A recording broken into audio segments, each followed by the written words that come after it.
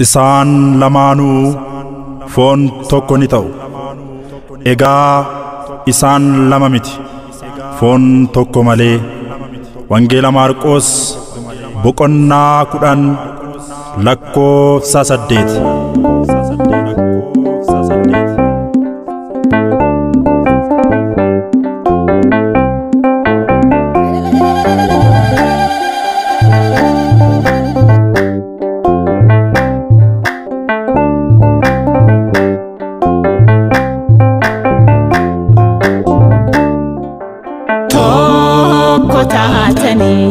Misirroonni fooni dhiiga gooftaan walumtanii icciitiin kun guddaadha kan samiidha gaa'illi eebbifamaadha.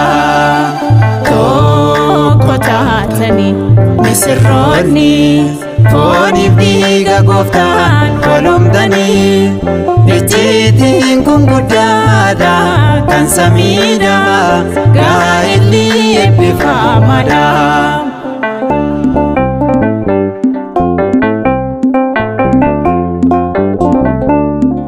Tokko yoo gufeesi tokko kaasa akka hin dadhabne wal jabeessa namni qofaa ta'uun gaarii miti waan addaa midhaaf barbaachisti. Tokko taatanii misirroonni fooni dhiiga gooftaan walumtanii icciitiin kun guddaadha kan samiidha gaa'illi eebbifamaadha.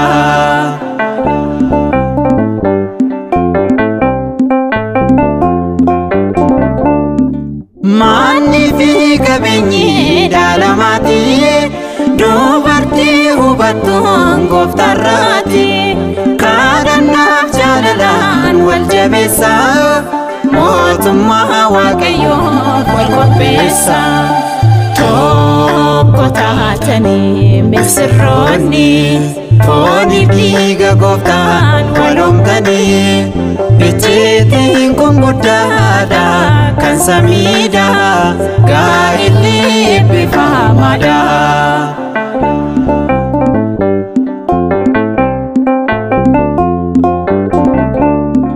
Jaalalli keessanii dhumaan qabu yeroo hundaa ho'aadha hin dhufamu akka Abrahaamiif Saaraa eebbifama firii jaalatamaa badhaafama.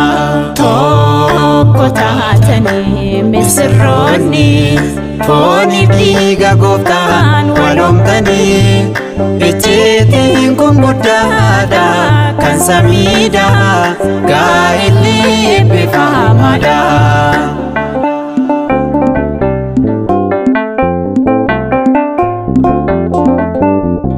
Fedha waaqayyootiin tokko ta'uun taasisuu danda'amu gargar ba'uun tokko daasin lamaan kana booda koonoo argatanii gonfoo guddaa.